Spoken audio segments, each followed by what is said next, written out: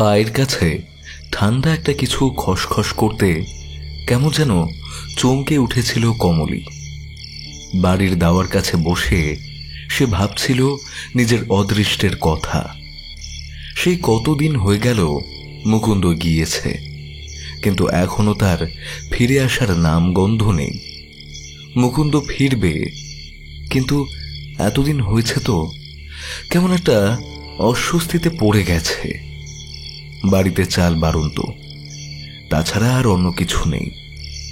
এমন অবস্থায় আর কতদিন যে সে নিজের এবং তার ছেলেটার পেট চালাতে পারবে, সে কথাই সে মাঝে মাঝে ভাবে।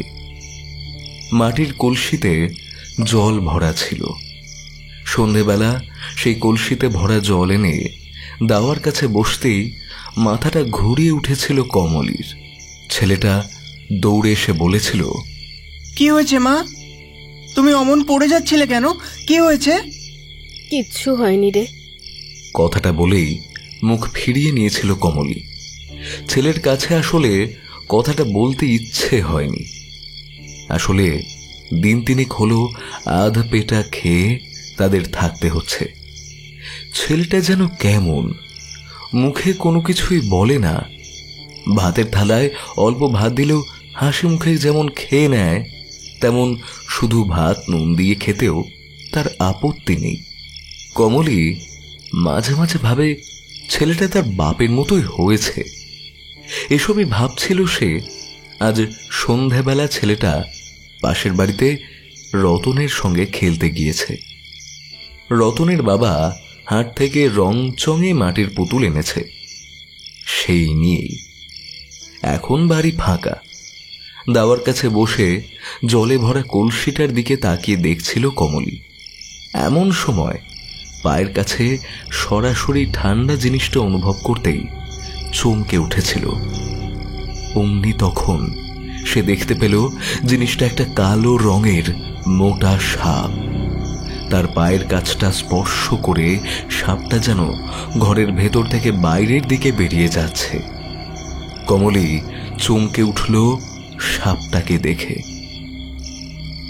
দাওয়ার কাছে বসেছিল কমলী, তবে টাল সামলাতে না পেরে হুড়মুড় করে পড়ে গেল দাওয়ার কাছে। কিন্তু সাপটার যেন এসব কোনো ভ্রুক্ষেপ নেই। সাপটা ঘরে ঢুকলো কখন? কমলীর কথাটা যেন বাতাসে ভেসে এলো। সাপটা নিজের মতো চলতে চলতে প্রথমে দাওয়া, তারপর দাওয়ার নিচের দিকের মাটির সিঁড়ি বেয়ে নেমে গেল উঠানে। ঠিক তখনই সাপটার চলে যাওয়া পথের দিকে তাকিয়ে থাকতে থাকতে গ্রামে প্রচলিত সেই অদ্ভুত কথাটা মনে পড়ে গেল কমলীর। বুকের ভেতর যেন হৃৎপিণ্ডটা এক মুহূর্তের জন্য ধপ করে উঠল। তখনই দাওয়া থেকে লাফিয়ে নেমে ছেলেটার নাম ধরে চিৎকার করতে করতে কমলী ছুটতে লাগলো পাশের বাড়ির দিকে। মনু, এই মনু, কোথায় গেলি তুই? মনু! কমলীর চিৎকার শুনতে পেয়েছিল ছেলেটা। রং বেরঙের পুতুল নিয়ে খেলতে খেলতে মায়ের অমন চিৎকার শুনে সে ছুটে বাইরে বেরিয়ে এলো। কমলী তখন রীতিমতো হাঁপাচ্ছে। হাঁপাতে হাঁপাতে রতনদের বাড়ির উঠোনের মধ্যে ঢুকে পড়েছে। মনু ছুটে এলো। কমলী তাকে জড়িয়ে ধরে একরকম কোলে তুলে নিল। রতনের বাড়ি থেকে বেরিয়ে এসেছে রতন, তার বাবা মা। রতনের মা বলল, কি হয়েছে রে কমলী? এই অমন পাগলের মতন করছিস কেন? ওই কালো সাপটা আমি দেখেছি। তোমরা তো জানো ওই কালো সাপটাকে দেখলে কি হয়। কমলীর কথা শুনে রতনের মা বাবার মধ্যে যেন একটা ভয় মুহূর্তের মধ্যে ছড়িয়ে উঠল। রতনকে সঙ্গে সঙ্গে ওরা ঘরের ভেতর ঢুকিয়ে দিল। রতনের মা বাইরে বেরিয়ে এসে কমলীর কাঁধে হাত রেখে, চিন্তা করিস না মা, তুই চিন্তা করিস না। এখন বাড়ি চলে যা। হ্যাঁ, মনুকে নিয়েই যা। একটু সাবধানে 2-3 দিন থাকতো দেখি। 3 দিন কেটে গেলে তো আর কিছুই হবে না। জানে 3 দিন কেটে গেলে কিছুই হবে না, কারণ যা হবার 3 দিনের মধ্যেই হয়ে যায়। মনুর ফ্যাকাশে মুখটা মায়ের দিকে তাকিয়ে আছে। একরকম মনুকে জোর করে তুলে কমলি ঘরের ভেতরে ঢুকে দরজা আটকে দিল। তখন অনেক রাত। মনুর ঘুমটা হঠাৎ করে ভেঙে গিয়েছিল। ঘুম ভাঙতে দেখতে পায় পাশে কমলিও ঘরে ঘুমোচ্ছে। মাকে ডাকতে যাবে এমন সময় জানালার দিকে চোখ পড়ে গেল তার। বাবা, বাবা, তুমি জানলার কাছে কি করছো? বেরিয়ে আয়, বেরিয়ে আয়। দেখবি দেখবি তোর জন্য আমি একটা জিনিস এনেছি। আমার জন্য জিনিস এনেছো? তাহলে মাকে ডাকি, মাকেও দেখাও। মা তোমার জন্য কত দিন ধরে অপেক্ষা করছিল। মনুর আধো আধো গলায় কথাগুলো অদ্ভুত শোনায়, কিন্তু মুকুন্দর মুখের হাসিটা বেড়ে ওঠে। সে নিজের হাতটা তুলে হাতছানি দিয়ে ডাকে মনুকে। জানালা দিয়ে বলে, মাকে এখন ডাকতে হবে না, তুই আগে বাইরে আয়, তুই বাইরে আয়, তোকে একটা জিনিস দেখাবো। মনু আর দাঁড়ায় না। তার বাবা জানালার কাছ থেকে তাকে ডাকছে, এতদিন পরে এসেছে। খুশির আতিশয্যে সে বিছানা থেকে নেমে যায়। তারপর আস্তে আস্তে ঘরের দরজা খুলে বেরিয়ে যায় বাইরে। কমলি অঘরে ঘুমিয়ে থাকে। তখনও সে বুঝতে পারে না জানলার কাছে মুকুন্দর রূপ নিয়ে যে এসে দাঁড়িয়েছে, তার শরীরটা তখন আস্তে আস্তে বদলে যাচ্ছে। যেটা এতক্ষণ ধরে মুকুন্দর সুন্দর হাসি মুখ ছিল, তার মুখের ভেতর দাঁতগুলো লম্বা হয়ে এসেছে। চোখটা হয়ে গেছে কালো কুচকুচে পাথরের মতো, আর তার মুখ থেকে বেরিয়ে এসেছে একটা একটা আধ খাওয়া জিভ। যেন মুখের ভেতর থেকে বেরিয়ে আসা কালো জিভটাকে কেউ কামড়ে কামড়ে খেয়েছে। অদ্ভুত হাসি, আর তার সঙ্গে একটা বিভৎস গন্ধে ছড়িয়ে পড়ল চারপাশটা। ঘুমের মধ্যে কমলি গন্ধটা পেয়েছিল। গন্ধটা পেয়ে কোনো রকমে চোখ খুলতেই বাইরে সেই অদ্ভুত হাসির শব্দটা শুনতে পেল। বিছানায় মনু নেই। সর্বনাশ! মনু কোথায় গেল? মনু, আজকে রাতটা বেরোলেই তো 3 দিন পেরিয়ে যেত। মনু, মনু! কমলির চিৎকারটা প্রথমে ঘরের মধ্যে ছড়িয়ে পড়ল। তারপর দরজা খুলে নেমে এলো বাইরে। পেছনের দিকের ফাঁকা জমির কাছ থেকে ভেসে আসতে লাগলো একটা অদ্ভুত হাসির শব্দ।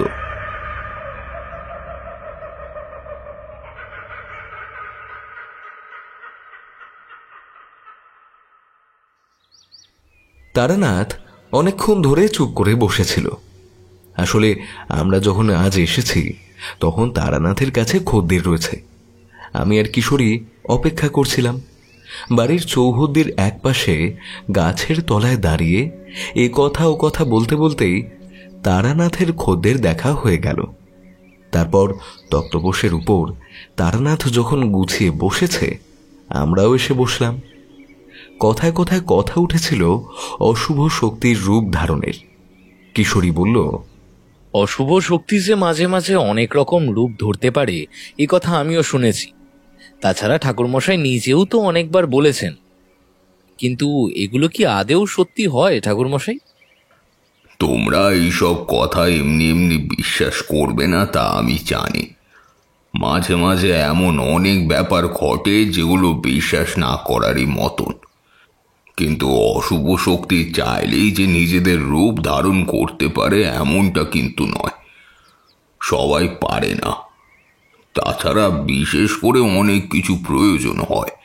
যে মানুষ এই অশুভ শক্তিকে দেখতে পাচ্ছে, তার মনের ভিতরের অস্থিরতা, তাছাড়া তার চিন্তা ভাবনা অনেক কিছুই গুরুত্ব রাখে। শুনেছি অশুভ শক্তির কাছাকাছি পড়লে সে সময় কেউ যদি কোনো মানুষের কথা ভাবে, তাহলে অশুভ শক্তি সেই মানুষের দৃশ্য ধারণ করতে পারে। হতে পারে, আবার নাও হতে পারে। আগেই বলেছি, তন্ত্র মতেই যা যা রয়েছে তার অনেকটাই তোমরা জানো না। আর তোমরা কেন, আমিও জানি না। যেটুকু জীবনে শিখেছিলাম তা অতি সামান্যই। আরো অনেক কিছুই শেখায় বাকি রয়ে গিয়েছিল। তবে অশুভ শক্তির ক্ষমতা, তার ব্যাপারে অনেক কিছুই রয়েছে। এই যেমন মনে করো, তোমার বাড়ির কাছে কোনো একদিন শনিবার রাতের বেলা অমাবস্যায় দেখতে পেলে একটি কালো বিড়াল কিংবা একটা কালো কাক তোমার বাড়ির চৌহদ্দির উত্তর পশ্চিম কোণে কিংবা দক্ষিণ পশ্চিম কোণে বসে আছে। তুমি মনে করলে অতি স্বাভাবিক, তাতে আর আপত্তি কিসের? কালো বিড়াল কিংবা কালো কাক কতগুলোই তো হতে পারে, কিন্তু দেখা গেল তারপর থেকে তোমার বাড়ির বাস্তুতে সামান্য পরিবর্তন হতে শুরু করলো। তখন তোমার কিছু মনে হবে না, কিন্তু বাস্তুতে পরিবর্তন হওয়ার সঙ্গে সঙ্গে তোমার জীবনে শারীরিক এবং মানসিক কিছু সমস্যা দেখা দেবে। তখন তুমি আবার সেই কাক কিংবা বিড়ালকে মাঝে মাঝে দেখতে পাবে তোমার বাড়ির ভিতরে উত্তর কিংবা দক্ষিণ পশ্চিম কোণে। তার মানে তো যে কোনো কালো বিড়াল কিংবা কালো কাক দেখলেই মানুষের মনে সন্দেহ আসবে, এ নিশ্চয়ই কোনো ক্ষতি করার জন্য এসছে। না, পথে ঘাটে তো এমন দৃশ্য আমরা অনেক দেখি, কিন্তু সঠিক তিথি নক্ষত্র মেনে সঠিক সময়ে সঠিক জায়গায় এমন কিছু, বিশেষ করে কালো রঙের কোনো প্রাণী দেখতে পেলে সেক্ষেত্রে একটু সাবধান থাকা প্রয়োজন।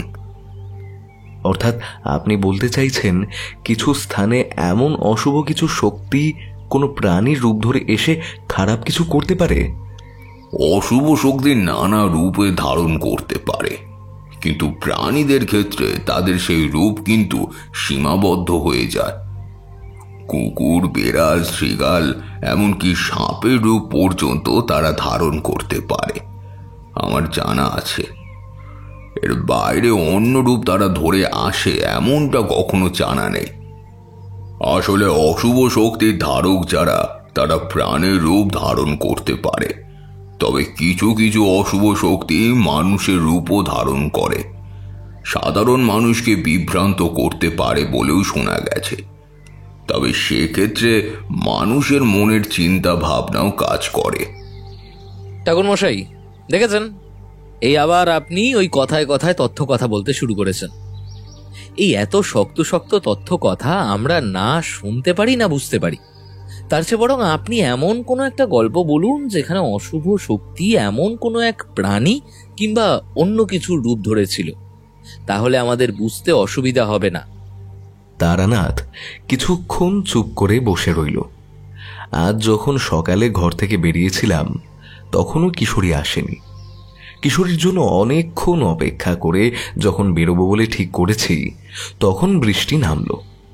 তাই আর দেরি না করে ট্রামে করে মটলেনের কাছে এসে তারপর সেখান থেকে পাসিং শোয়ের একটা প্যাকেট কিনে তারানাথের বাড়ির দিকে ঢুকতে যাচ্ছি, এমন সময়ে দেখি পিছন থেকে কিশোরীর গলার স্বর। কিশোরী আমায় অপেক্ষা করতে বলল। তারপর দুজনে মিলে মটলেনের পাশের ছোট গলি দিয়ে তারানাথের বাড়ির কাছে এসে পৌঁছলাম। ততক্ষণে বৃষ্টি সামান্য কমে এসেছে। তারপর তারানাথের খদ্দের বিদায় এবং কথায় কথায় অশুভ শক্তির নানা রূপ ধারণ করার ব্যাপার পেরিয়ে তারানাথ আমাদের গল্প বলতে শুরু করলে। একবার গ্রীষ্মের সময় বাড়ি ফিরে এসেছিলাম। নিশ্চিত এরপর কাল বৈশাখী এলে নানান গ্রামে শুরু হয় বিপদ। গ্রীষ্মের সময় যেমন খরা হয়, তেমন গ্রীষ্মের পরে বন্যার জলে অনেক কষ্ট পেতে হয় নানান গ্রামের মানুষকে। আমাদের গ্রামের বেশ কয়েকবার বন্যা হয়েছিল। যেবার ফিরে এসেছিলাম সেবারই কিন্তু বন্যা হয়নি, জলে জমেছিল পায়ের পাতা পর্যন্ত। তারপর বর্ষাকাল পেরিয়ে যেতেই আবার পথ চলতে শুরু করলাম। এবার বেরিয়ে পড়েছিলাম উত্তর পশ্চিমের পথে। উত্তর পশ্চিমের পথ ধরে হাঁটতে হাঁটতে কতদিন গিয়েছি মনে নেই। রেলগাড়িতে করে একবার এক লুপ লাইনের স্টেশনে গিয়ে পৌঁছেছিলাম। লুপ লাইনের কোনো এক অক্ষত স্টেশনে নেমে সেখান থেকে আবার যাত্রা শুরু করব এমনটাই ভেবেছিলাম। কিন্তু বাস্তবে তেমন হলো না। রেলগাড়িতে কয়েকটা স্টেশন গিয়ে বড্ড জল তৃষ্ণা পেল, তাই একটা স্টেশনে নেমে সেই স্টেশনের বাইরের দিকে এক দোকানের কাছে গিয়ে জল চেয়ে খেলাম। তারপর সেখান থেকে ফিরে যাব এমন সময় কিছু লোকের সঙ্গে দেখা হলো।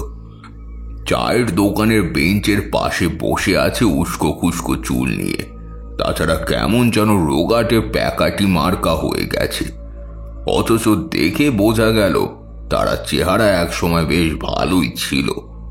কোনো এক সমস্যায় পড়ে তার এমন অবস্থা। আমার সঙ্গে দুবার চোখাচোখি হলো, কিন্তু তারপর তা তেমন কিছুই দেখা গেল না।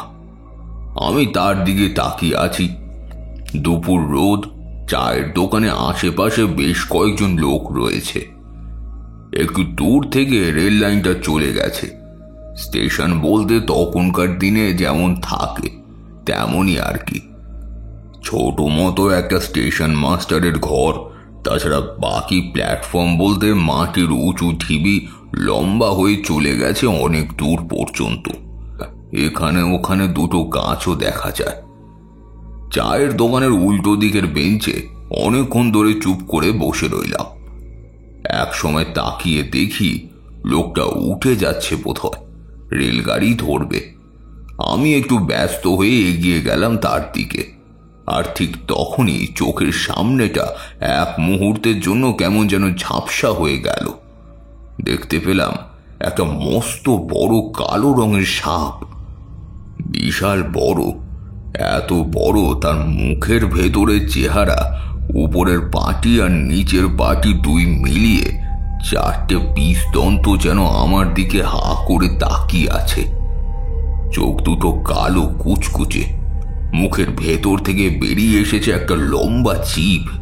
কিন্তু অবাক হয়ে দেখলাম এই জিভটা সাপের জিভের মতো নয়, যেন একটা কালো রঙের জিভ, আর সেই জিভের অর্ধেকটাকে যেন কামড়ে ছিঁড়ে ফেলেছে।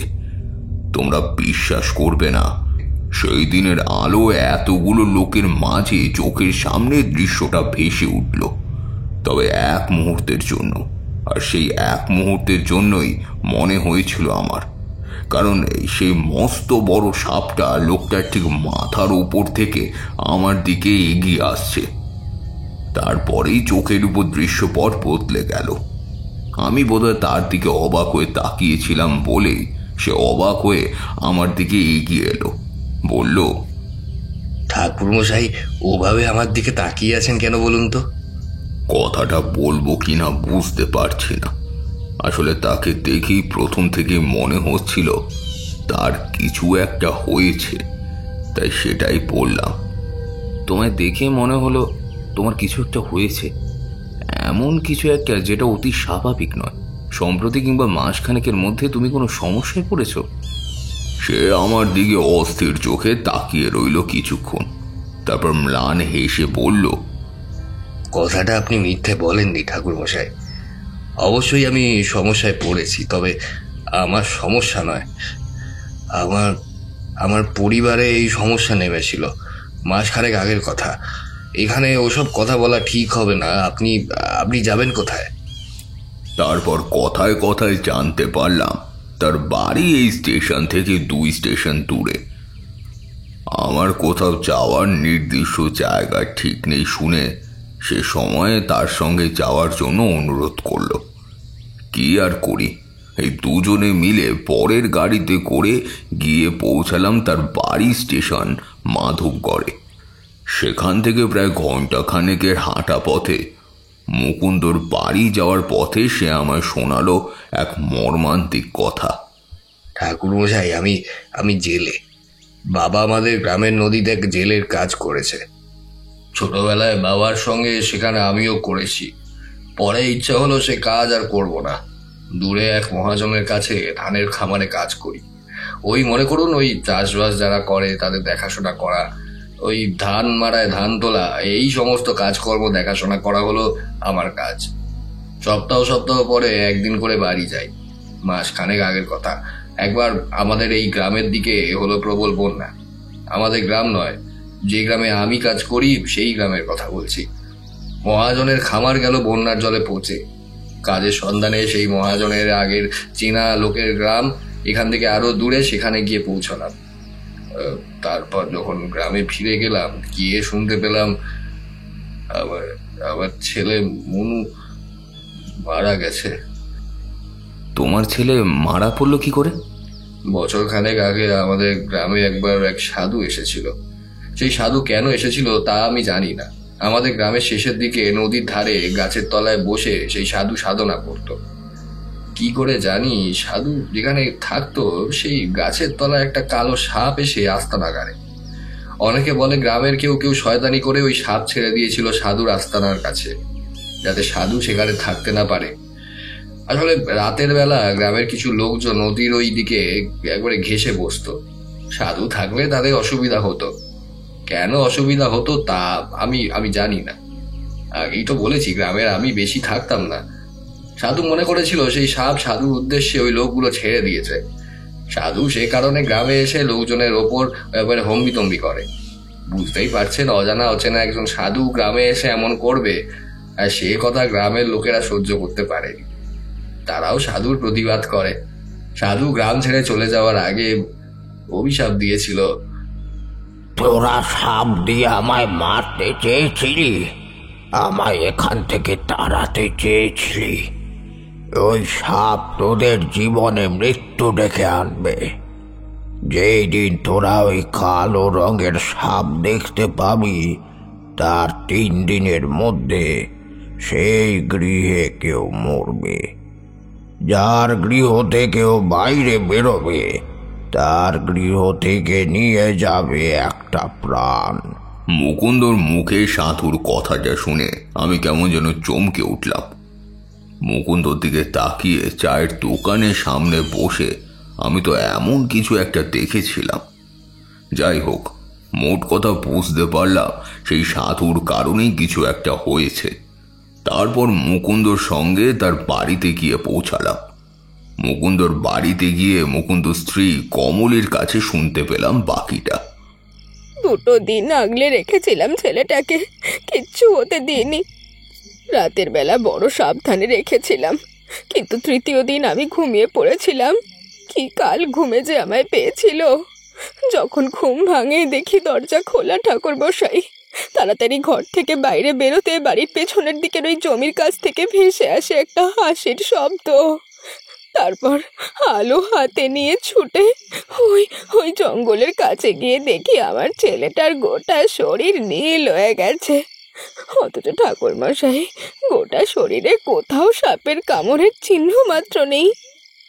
গ্রামে কি শুধু তোমার ছেলে মনুই মারা গেছে, নাকি এর আগেও আরো অনেকেই মারা গেছে? না সাধু বাবা, অনেকেই মরেছে, আর সবাইকে আমার গোটা শরীর নীল অবস্থায় পাওয়া গেছে। আমাদের ঘর শূন্য হয়ে গেছে। কিন্তু গ্রামে যদি এমন চলতে থাকে ঠাকুর মশাই, তাহলে... আমি মনে মনে চিন্তায় পড়লাম। সত্যি তো, সেই সাধু যে কোনো এক অশুভ শক্তিকে সাপের রূপে কাজে লাগিয়েছে, কিংবা সেই সাপ যে কোনো এক অশুভ শক্তির ধারক হয়ে এখানে কাজ করছে, তা বুঝতে পারলাম। কিন্তু মাধবগড় গ্রামকে এই বিপদ থেকে বাঁচাবো কি করে? মনে মনে চিন্তায় পড়লাম। সেদিনটা মুকুন্দর বাড়িতে কাটিয়ে দিলাম। তার পরের দিন একটা আশ্চর্য কথা জানতে পারলাম। এতক্ষণ একটানা কথা বলে তারনাথ চুপ করতে আমি বলে উঠলাম, তার মানে আপনি বলতে চাইছেন কোনো এক অশুভ শক্তি সাপের রূপ ধরে আসতো, যার মৃত্যু হবে তার কাছে? সে কথা আমি বলিনি। ও গ্রামে যার মৃত্যু হবে তার বাড়িতে ওই সাপটিকে দেখা যেত। সবকিছু তো লক্ষণ। এই লক্ষণের পর 3 দিনের মাথায় মৃত্যু হতো সেই বাড়ির কোনো একজনের। কিন্তু সমস্যাটা হলো, যখন মৃত্যু হতো সে সময় সেই বাড়ির কেউ বুঝতে পারতো না। তার মানে আপনি বলতে চাইছেন ওই মুকুন্দর ছেলে মনুর মৃত্যু হয়েছিল সেইভাবে, এবং কমলি সেই রাতে ঘুমিয়ে। সকালে বেরিয়ে আপনি কি জানতে পেরেছিলেন? সকালে মুকুন্দকে নিয়ে গ্রামে বেরোলাম। এর আগে যাদের মৃত্যু হয়েছে তাদের অনেকের সঙ্গে কথা বললাম, মানে বাড়ির লোকেদের সঙ্গে।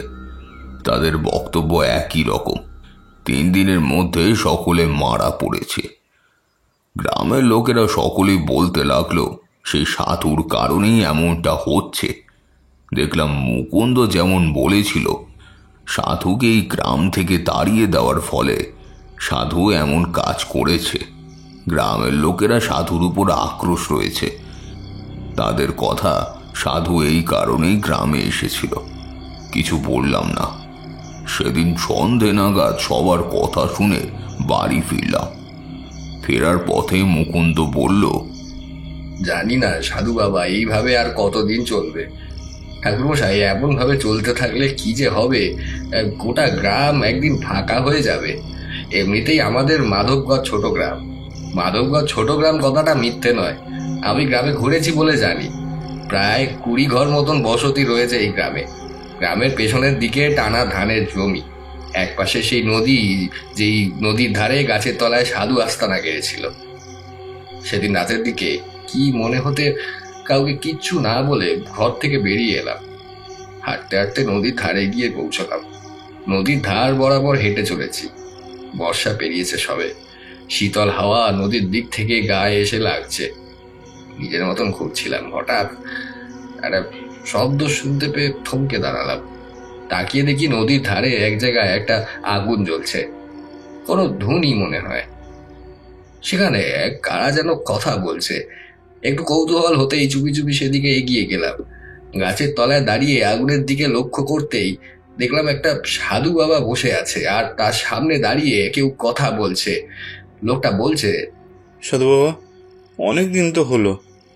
আপনি বলেছিলেন আপনার অভীষ্ট পূরণ করতে পারলে আমার অভীষ্ট পূরণ হবে, কিন্তু এই প্রায় মাস 6 মধ্যে তো অনেক মানুষের প্রাণ নিলেন। আমার অভীষ্ট তো কিছুই পূরণ হলো না। গ্রামের লোকেরা যে ক্ষেপে রয়েছে, একবার আপনাকে খুঁজে ফেলে।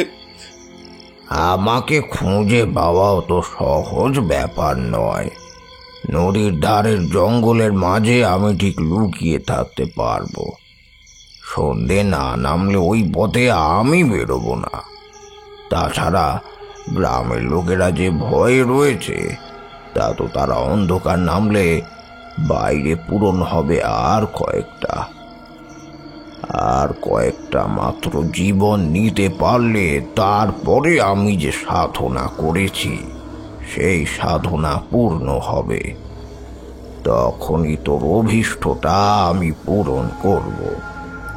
তাদের কথাবার্তা শুনে অবাক হয়ে গেলাম। আমি তাহলে ভুল ভেবেছিলাম। এই সাধু তার মানে ইচ্ছে করেই এই গ্রামে এসে এমন কিছু করেছে। তার মানে মুকুন্দর বলা সেই ঘটনা ছিল একটা ছোট মাত্র। কিন্তু সাধুর সঙ্গে যে লোকটি ছিল সে কে? তখন তাকে বুঝতে পারিনি। আকাশে চাঁদের আলো ছিল। আমি গাছের কাছে দাঁড়িয়ে সে লোকটির চলে যাওয়ার পথের দিকে খেয়াল রাখলাম। তারপর আমিও নদীর ধার বরাবর বেরিয়ে এসে এক পলকের জন্য তার মুখ দেখতে পেয়ে অবাক হয়ে গেলাম। এই লোকটিকে আমি দেখেছি। যতদূর মনে হয় মুকুন্দর বাড়ির পাশেই তাকে দেখেছি। সে লোকটি চলে গেল এবং আমার কথা মতোই মুকুন্দর বাড়ির পাশের বাড়ির চৌহদ্দির মধ্যে তাকে প্রবেশ করতে দেখলাম। মাথার ভেতর একরাশ চিন্তা আর কৌতূহল নিয়ে আমি এসে দাঁড়ালাম মুকুন্দর বাড়ির কাছে। সে রাতে মুকুন্দকে কিছুই বললাম না। পরদিন সকালে উঠে মুকুন্দর সঙ্গে পাশের বাড়িতে গেলাম। তখন সেই লোকটি বাড়িতে নেই, তার বউ বাড়িতে ছিল। আমায় প্রণাম করে এসে বসতে দিল। বললাম, মা, রাতের বেলা তোমার স্বামী কাল কোথাও গিয়েছিল জানো? তা তো জানি না। রাতের বেলা কি একটা কাজ আছে বলে বেরিয়েছিল। আমি বারণ করেছিলাম। গ্রামে যা হচ্ছে তা তো আপনি সবে শুনেছেন বাবা। এই তো মনে হয় মাসখানেক আগে। আমরা সব ভয়ে ভয়ে থাকি, বাড়িতে না একটা কিছু অঘটন ঘটে যায়। আমি ভালো করে লক্ষ্য করছিলাম। লক্ষ্য করতেই দেখতে পেলাম এই স্ত্রীলোকের হাতে একটি তাবিজ, এবং তাদের ছেলে রতনের হাতেও একটি তাবিজ। বললাম, তাবিজ তোমাদেরকে কে দিয়েছে? এক রাতে উনি স্বপ্ন দেখে ভয় পেয়েছিলেন। তা প্রায় ওই মাস দুয়েক আগেকার কথা হবে। আর তখনই কোনো এক সাধুর কাছ থেকে তাবিজ এনে আমাদের দুজনের হাতে এবং নিজের হাতেও পড়েছেন। সব কিছু আমার কাছে পরিষ্কার হয়ে গেল। আমি বললাম, মা, আমার কথা যদি তুমি বিশ্বাস করো তাহলে তোমায় একটা কাজ করতে হবে। সে কাজ করতে পারবে? সে অবাক হয়ে আমার দিকে তাকালো। অবাক হয়েছিল, সেই মতো আমি তাকে একটা কথা বললাম। সে একটু চিন্তা করলেও সম্মতি জানালো আমায় যে সে কাজটি করবে। তারপর সেখান থেকে আমি আর মুকুন্দ চলে এলাম। অপেক্ষা করতে লাগলাম সেদিন রাতের জন্য। রাতের বেলা মুকুন্দের পাশের বাড়িতে চেঁচামেচি শব্দ শুনে মুকুন্দের সঙ্গে আমি গিয়ে উপস্থিত হলাম। দেখি সেই লোকটি, অর্থাৎ যাকে আমি ওই বাড়িতে ঢুকতে দেখেছিলাম, সে বলছে, তুমি ও কাজ করেছো কেন? তোমাকে কতবার বলেছি ও তাবিজ তুমি খুলবে না। যাই হয়ে যাক না কেন, খুলবে না। এবার কি হবে বলো তো? ওই কালো সাপটাকে তুমি নিজে দেখেছো তো? আমি কি করে জানবো বলো দেখি? আমি তো তাবিজটা ইচ্ছে করে খুলিনি। কখন যে খুলে গেছে সে তো খেয়ালই করিনি। তারপর সন্ধেবেলা দাওয়ার কাছে বসে আছি, তখন তো দেখি ঘরের ভেতর থেকে সাপটা বাইরে বেরিয়ে যাচ্ছে। চিন্তা করো না, আমাদের কারোর কিছু হবে না। আমি সব ঠিক করে দেবো। কথা বলতে বলতেই আমরা সেখানে গিয়ে পৌঁছালাম। মুকুন্দ বলল, কি হয়েছে? এত চেঁচামেচি কিসের? এই কালো সাপ দেখেছো নাকি আবার কেউ? আমাদের দেখে লোকটা থতমত খেয়ে গেল। পরে জেনেছিলাম তার নাম হরে কৃষ্ণ। সে আমাদের দেখে একটু নিজেকে সামলে নিয়ে বলল, মুকুন্দ, ওসব কিছু হয়নি, সব ঠিক আছে। সব ঠিক আছে?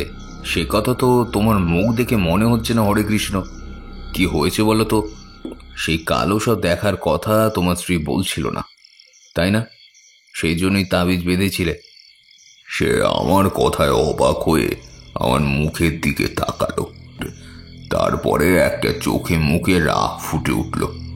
অসভ্য ভাষায় গালিগালাজ করতে করতে আমাদের প্রায় ঘর বাড়ি থেকে তাড়িয়ে দিল একরকম। মুকুন্দ এবার কিন্তু রেগে উঠল। এত বড় সাহস! ঠাকুর মশাইকে এমন ভাবে অপমান করে বাইরে বার করিস? তোরও সর্বনাশ হবে দেখিস। আমাদের গ্রামে সবার যেমন হচ্ছে, এবার তোরও হবে। নিজের বেলায় হলেই তখন গায়ে লাগে, তাই না? একদম। আপনি কিছু মনে করবেন না, চলুন। আমি জানতাম সে রাতে হরে কৃষ্ণ সেই নদীর ধারে সাধুর কাছে যাবে। সে কথা বললাম। মুকুন্দ সমস্ত কথা শুনে রাগে দাঁতে দাঁত চেপে বলল, হরে কৃষ্ণ আর সাধু মিলে ইচ্ছে করে গ্রামের লোকেদের এমন ভাবে মারছে। এখন মাথা গরম করলে হবে না মুকুন্দ। চলো, আগে ওই শ্মশানের কাছে গিয়ে দেখতে হবে ওদের। যেমন ভাবা তেমন কাজ। নদীর ধারে এসে গাছের তলায় চুপি চুপি এসে আমরা লুকিয়ে রইলাম। কিছুক্ষণ পরে দেখি হরে কৃষ্ণ এসেছে। সে জঙ্গলের কাছে বেরিয়ে ধনি জ্বালিয়েছে। সাধুর কাছে বসে অনেকক্ষণ ধরে কথা বলল। এক সময় সাধু চিৎকার করে বলল, ওরে বোকা, 1 মাসে মাত্র 1জন করে জীবন আমি নিতে পারবো। আমার তো মোট 13টা প্রয়োজন, তার মধ্যে 6 জন মরেছে। কিন্তু ওই কালো সাপ তোর বউ দেখে কি করে? আমি তো এখনো কিছু করিনি। আমি সত্যি বলছি সাধু বাবা, সে দেখছে। না হলে সে আমার মিথ্যে কথা বলবে কেন?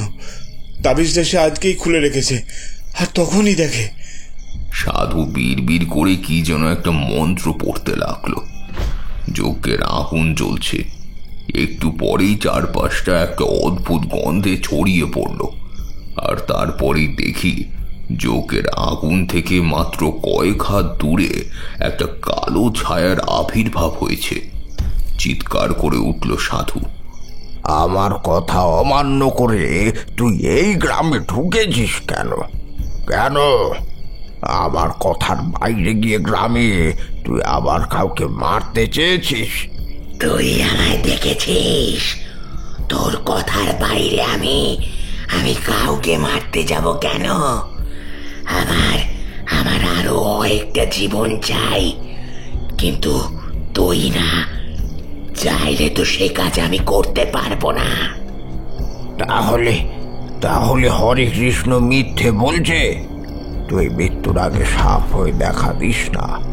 তোর অনুগতরাই তো যে বাড়িতে মৃত্যু হবে সে বাড়িতে আগে গিয়ে মৃত্যুর সংবাদ দিয়ে আসে। তাহলে এতক্ষণ আমি চুপ করে বসেই ছিলাম। আমার আর মুকুন্দের দেহ বন্ধন করাই আছে, তাই গাছের আড়াল থেকে বেরিয়ে এসে, কিন্তু হরে কৃষ্ণের বউ তো কোনো কালো সাপ দেখেনি। আমার কথায় দুজনেই চমকে উঠে আমার দিকে তাকালো, আর তার সঙ্গে তাকালো সে কালো ছায়া মূর্তি। তাকে দেখতে মস্ত বড় একটা হাঁ করা মুখের ভেতর 4টে দন্তের মতো দাঁত, কালো কুচকুচে চোখ, মুখের ভেতর থেকে সেই আধ খাওয়া একটা জিভের মতো। আমায় দেখতে পেয়ে সে ছুটে এলো আমার কাছে। ঠিক তখনই রেল স্টেশনের কাছে চায়ের দোকানে বসে দিনের আলোয় যে দৃশ্যটা আমি দেখতে পেয়েছিলাম, এটা আমার চোখের সামনে এক মুহূর্তের মধ্যেই যেন ভেসে উঠল। মনে মনে মধুসুন্দরী দেবীর কথা স্মরণ করে সেই তাবিজটা আমি হাতের সামনে তুলে ধরলাম। তাবিজটা নিজের হাত থেকে খুলে আমার গলায় দিয়েছিল হরে কৃষ্ণের বউ। তাবিজটা দেখে সেখানে এক পা পিছিয়ে গেল, রাগে যেন গড় গড় করতে লাগলো। ততক্ষণে মাটিতে উপর হয়ে সেই অদ্ভুত দর্শন ছায়ামূর্তি বদলে এক বিশাল দর্শন কালো মস্ত বড় সাপে পরিণত হলো। তাকে দেখে হরে কৃষ্ণ মুকুন্দ দুজনেই ভয়ে ছিটকে গাছের আড়ালে লুকিয়ে পড়ল। কিন্তু সাধু চিৎকার করে বলে উঠল, আমার সাধনায় বাধা দিবি? এই সর্প সাধনা করে আমি 13টা জীবন ওই সর্প পিশাচের উপরে নিবেদন করতে পারলে আমি সিদ্ধি লাভ করতে পারবো। তখন যে কোনো বিষ আমি আমার শরীরে ধারণ করতে পারবো। ওই পথ থেকে আমি সরব না। আমি অর্ধেক পথ পার করে ফেলেছি।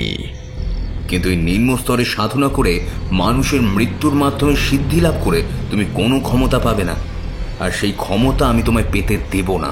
সাধু হেসে উঠল, তারপর নিজের হাতে কি যেন একটা সামনের যজ্ঞের আগুনের মধ্য থেকে বের করে মন্ত্র পড়ে খানিকটা মাটি তুলে একপাশে নিয়ে চলে যেতে দেখি। তারপর আমার দিকে অগ্রসর হলো সেই সাধু নিম্ন স্তরের ক্ষমতা প্রাপ্ত। যেন ঝড়ের বেগে নদীর ঘাটের কাছে বড় বড় গাছের মাঝের ফাঁকা স্থান থেকে তখন এক আলোড়ন সৃষ্টি হচ্ছে। আলো ছায়ার মধ্যে ঝড়ের বেগে ছুটে আসতে লাগলো আমার দিকে। আমি মনে মনে মধুসুন্দরী দেবীর নাম স্মরণ করলাম। তারপর বিপদ হতে পারে বুঝে সঙ্গে করে আনা একটা জিনিস কোমর থেকে বার করলাম, একটা লাল সুতো। এটা চট করে হাতে জড়িয়ে নিলাম, আর তারপর মাটির উপর থেকে খানিকটা মাটির ধুলো তুলে নিয়ে বিড় করে মন্ত্র পড়ে ছড়িয়ে দিলাম চারপাশে এক গণ্ডির মধ্যে। এই গণ্ডির মধ্যে অশুভ শক্তি চট করে প্রবেশ করতে পারবে না। ছায়ামূর্তি আমার গায়ে এসে পড়লেও আমি আমার ক্ষতি করতে পারলাম না। গায়ে এসে পড়ার আগের মুহূর্তে সে ছিটকে গেল এক পাশে। তারপর সেই বিশাল বড় কালো সাপটা আমার গণ্ডির আশেপাশে ঘুরতে লাগলো। তার মুখ থেকে বেরিয়ে আসা সেই জীব দেখে বারবার আমি অবাক হচ্ছিলাম। সাধু কিন্তু হাল ছাড়ল না। তার সঙ্গে একটা মস্ত বড় ত্রিশূলের মতো কিছু ছিল, সেটা তুলে নিল সে। তারপর সেটা নিয়ে ছুটে এলো আমার দিকে, আমায় মারবে বলে। অশুভ শক্তির হাত থেকে গণ্ডি দিয়ে আমি বেঁচে যাব, কিন্তু সাধুর এই ত্রিশূলের আঘাত আটকাবো কি করে? কথাটা আমি ভাবছি, এমন সময় হঠাৎ গাছের আড়াল থেকে ছুটে এলো মুকুন্দ। সাধুর ত্রিশূলটা আমার বুক বরাবর এসে পড়ার আগে মুকুন্দের হাতের কাঁচটা ঘেঁষে সেই ত্রিশূলের ফলা ঘুরে গেল অন্যদিকে। আর মুকুন্দর মুখ থেকে বেরিয়ে আসার চিৎকার আর সঙ্গে সঙ্গে তার হাত থেকে ছিটকে আসা রক্ত এসে পড়ল আমার কাঁধের কাছে। সর্বনাশ, এ তুমি কি করলে মুকুন্দ? আমার চোখের সামনে ওই সাধু আপনাকে মারবে আর সে দৃশ্য আমি দেখতে পারবো, এটা এটা এটা একদমই ঠিক নয়। মুকুন্দর হাত থেকে গল গল করে রক্ত পড়ছিল। রক্ত দেখে বোধহয় হরে কৃষ্ণ পর্যন্ত কেমন থমকে গিয়েছিল, ছুটে চলে গেল সেখান থেকে। সাধু হতভম্ব হয়ে গিয়েছিল। সেই কালো ছায়ামূর্তি এইবার এসে ঝাঁপিয়ে পড়ল মুকুন্দর হাতের কাছে, যেখান থেকে রক্ত উঠে আসছে সেইখানে। আমি আর চুপ করে থাকতে পারলাম না, মুকুন্দকে একটা হ্যাচকা টানে সরিয়ে আনলাম। সাধু প্রথমে ভয় পেয়ে গিয়েছিল, তার হাত থেকে ত্রিশূল পড়ে গেল। সাধুর গলার দিকে চোখ পড়তেই দেখতে পেলাম তার গলায় রয়েছে একটা তাবিজ। মুহূর্তের মধ্যে মনস্থির করে ফেললাম, একটা হ্যাচকা টানে সাধুর গলা থেকে সেই তাবিজটা উপড়ে ফেলতেই সঙ্গে সঙ্গে একটা ব্যাপার ঘটে গেল। এতক্ষণ ধরে যে কালো ছায়া মূর্তি আর সেই বিশালাকার কালো সাপের মতো ছায়া জিনিসটা আমাদের দিকে এগিয়েছিল, সে এবার সাধুর দিকে ঘুরল। সাধু চিৎকার করে বলল, সর্বনাশ করেছিস, সর্বনাশ করেছিস। তাবিজ আমায় সর্প অভিশাপের হাত থেকে রক্ষা করেছিল। এবার কি হবে? যেভাবে এতগুলো দিন ধরে এই গ্রামের মানুষকে মেরেছিস, গ্রামের মানুষদের দুর্বলতার সুযোগ নিয়ে তাদের হত্যা করেছিস এবং সেই হত্যা করে নিজের সাধনার সিদ্ধি পেতে চেয়েছিস, ঠিক তাই হবে তোর সাথে। এই সর্প বিষধর। সাধুর দিকে ঘুরে তাকাতেই সাধু নদীর ধারে ধারে ছুটতে লাগলো। আমি সেদিকে তাকালাম না। মুকুন্দ মাটিতে পড়ে আছে। মুকুন্দকে নিয়ে আমি কোনো মতে উঠে দাঁড়িয়ে আর একটু এগিয়ে আসতে দেখি হরে কৃষ্ণ দাঁড়িয়ে ঠক ঠক করে কাঁপছে। আমি বললাম, তোমার জন্য এসব হয়েছে। আমায় ক্ষমা করে দিন ঠাকুরমশাই, সব সত্যি কথা আমি বলছি।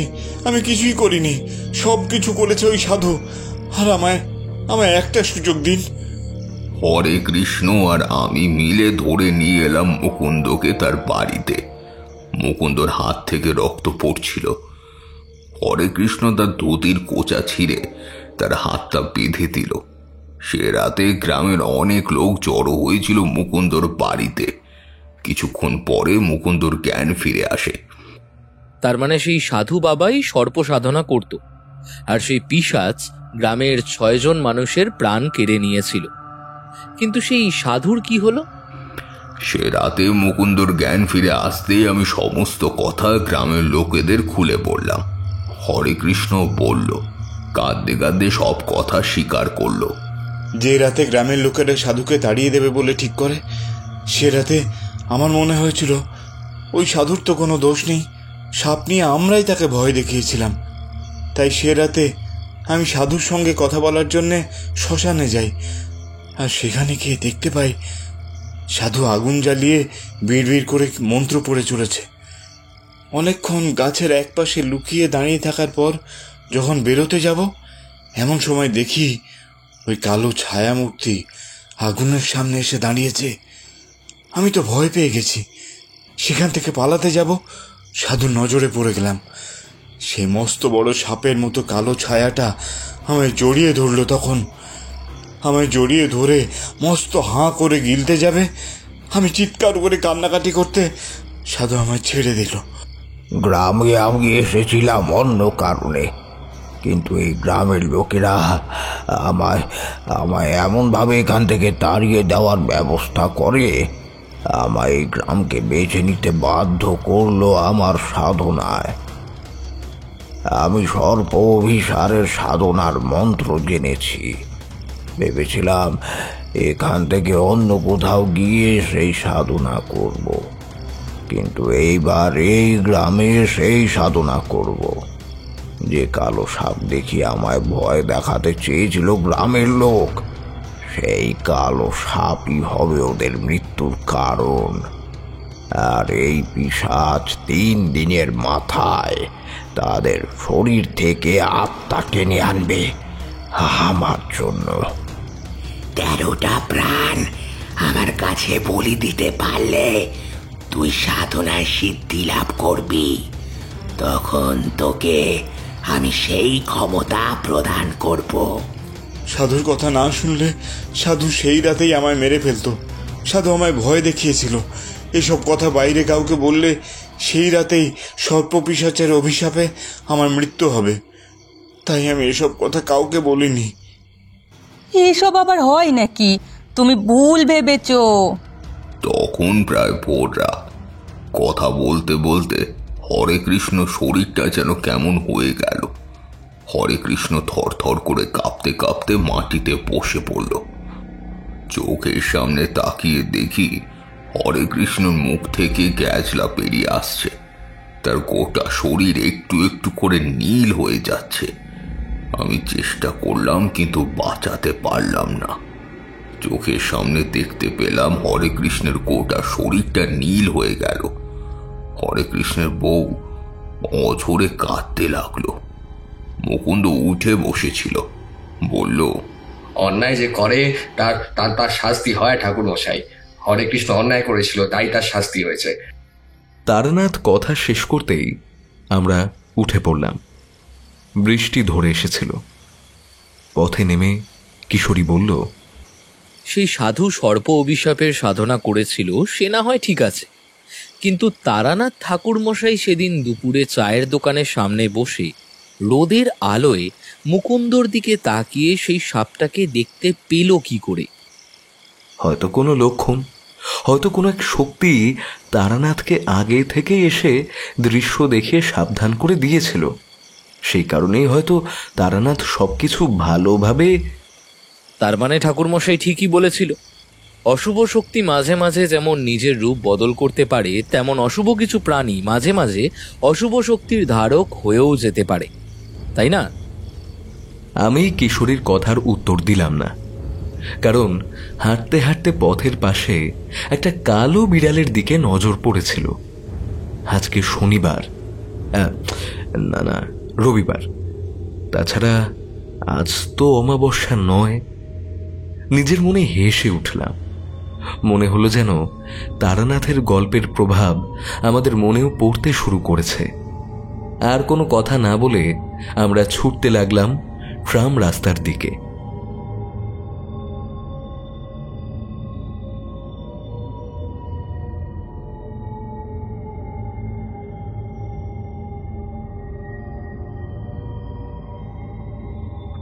শুনছিলেন তারানাথ তান্ত্রিকের গল্প ধূমকেতুর কলমে, মাধবগড়ের বিষহরী। কেমন লাগলো আপনাদের আজকের এই গল্পটি জানাবেন আমাদের ইউটিউব কমেন্ট সেকশনে। আর আপনি এই চ্যানেলে নতুন হয়ে থাকলে চ্যানেলটি সাবস্ক্রাইব করতে ভুলবেন না। গল্পে তারানাথ তান্ত্রিকের চরিত্রে ছিলাম আমি, দিব্যেন্দু দাস। পোস্টার ডিজাইনে আকাশ, শব্দ সংযোজনে সুদেশনা এবং আবহতে ফিনিক্স। কেমন লাগলো আপনাদের আজকের এই গল্পটি জানাবেন আমাদের ইউটিউব কমেন্টে। আজকের জন্য বিদায়, দেখা হচ্ছে অন্য কোনো গল্পে। ভালো থাকবেন, সুস্থ থাকবেন এবং সঙ্গে রাখবেন বঙ্গকথাকে।